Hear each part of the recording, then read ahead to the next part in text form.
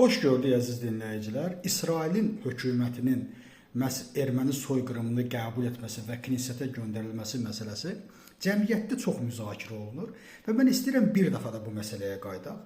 Əvvəla birinci videomda bildirmişdim ki, böyük ehtimalla Azərbaycan hökuməti də öz iradını bildirəcək. Çox yaxşı oldu. Azərbaycan hökuməti də öz etirazını bildirdi.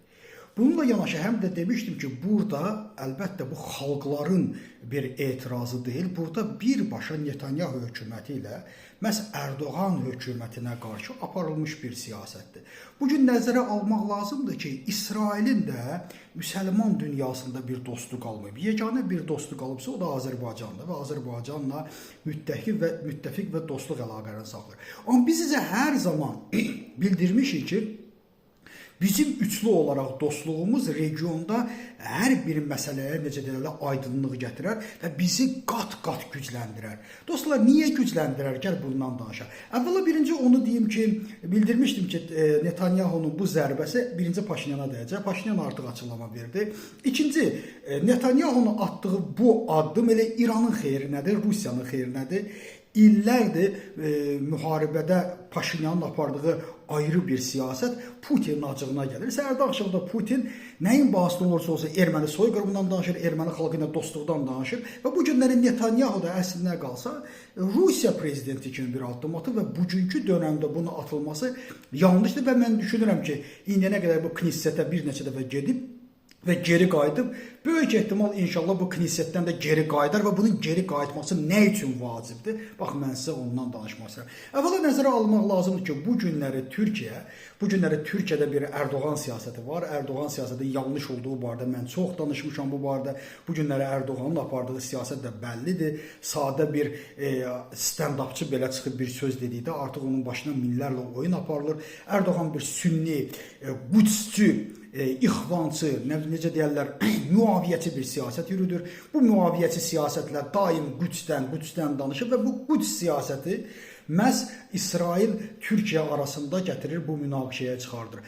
Burada hakimiyyətlər gəldi, gedərdilər, amma xalqların öz bağlarını itirməməlidir. Çünki biz regionda üçlü olduqda güclü oluruq. Necə oluruq? Baxın, 30 min Türk xalqının, Türk əskərinin şəhid olmasında qanına bulaşmış Abdullah Öcalan. Abdullah Öcalanın tutulmasını kim həyata keçirdi? Məhz onu Yunan lobbisinin əlindən, Yunan kəşfiyyatının əlindən alan elə Mossad orada və baş nazir kim idi o dövrdə? Çox maraqlıdır. Baş nazir də elə Benyamin Netanyahu idi o dövrdə. Və bu günləri Mossadla Türkiyənin işləməsi şəraitində kifayət qədər Türkiyə həm Türkiyə olsun, həm Azərbaycan olsun, biz Avropada, əsasən də Amerikada bir söz sahibinə çevrilə bilmişik. Əvvəla dediyim kimi, bunun qəbul olunması 30-dan çox ölkə qəbul edib, qəbul edilərsə bir şey olmaz, amma yadda çıxartmaq lazım deyil.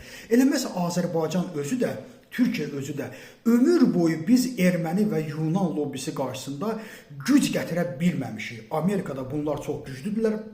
Biz onların qarşısında heç vaxt güc gətirə bilməmişik, güclü dura bilməmişik. Bizim bu məsələdə ən böyük yardımcımız kim olub? Əlbəttə Yəhudi lobbisi olub. Yəhudi lobbisi onlardan güclü olduğuna görə hər zaman bizim Amerikada, istər Azərbaycan, istərsə Türkiyənin fikrini oyada bilib və onları daha rasional, yəni Yunan və erməni milliyyətçilərindən və lobbistlərindən kənarda tutub. Amma bu günləri əgər İsrail bunu qəbul edərsə, əlbəttə Türkiyənin məhz Amerikadakı vəziyyəti çox pisləşər. Həqiqətən çox pisləşər. O mənada pisləşər ki, əlbəttə, düzdür, indiyənə qədər 30 dövlət qəbul edib, Türkiyə bunu qəbul edirmi? Xeyr, etmir. Amma bundan sonra bu Yunan lobbisi üçün də, erməni lobbisi üçün də göydən düşmüş ola bilər. Təsəvvür edin, bir anlıq bütün bunun qarşısını alan Yəhudi lobbisini də öz tərəflərinə çəkmiş olacaqlar. Yəhudi lobbisinin isə Amerikada nə qədər güclü bir gücə malik olduğuna hər halda heç kəsin şübhəsi yoxdur. Bu mənada mən hər zaman deyirəm, geosiyasətimiz üçün, bizim xalqlarımız üçün və bu regionda güclü söz sahibi olmaq üçün bizim İsrail, Türkiyə və Azərbaycan birliyində bir ittifaqımız hər zaman bizim xalqlarımıza xeyir verər. İnşallah ki, Azərbaycan hökumətinin də bu barədə apardığı işləri yüksək qiymətləndirmək lazımdır. İnşallah bu knissetdə keçməzsə, məsələn Azərbaycan hökumətinin də təsiri sayılarsa və keçməzsə, bu mən düşünürəm ki, bir daha bizim millətlərimizin arasında yaxınlığı biraz da yaxınlaşdıra bilər və dostluğumuzu və düşmənlərimizi burada əlbəttə ki, mat vəziyyətinə salar.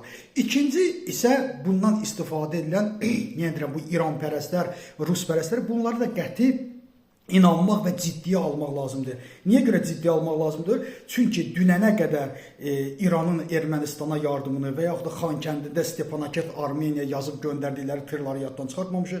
6 dəfə Azərbaycan sərhəddində məhz İran tərəfi Azərbaycana baskı edərək hərbi təlim keçirib. O hərbi təlim keçənlər kimin üstünə gəlirdi? Onlar Azərbaycana keçsələr nə edəcəklər? Əlbəttə ki, o bu günləri səhərdən axşamda İranın trolluğunu eləyən insanları ilə anasını, bacısını elə tutmağa və yaxud da onları öldürməyə gələcək. Orada sən əlini qaldırıb deməyəcək, ay ağay xanlı, mən sənin tərəfindəyəm, sən bizim evdəkilərimizi öldürmə.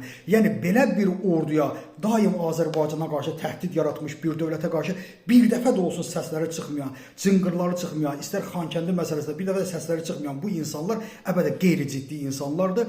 Bunların ciddiyyətləri əlbəttə çoxdan itiriblər. Bu mənada məhz regionumuz üçün də İsrail, Azərbaycan və Türkiyə xalqlarının inkişafı üçün bizim bir yerdə olmağımız vacibdir. Təşəkkür ederim.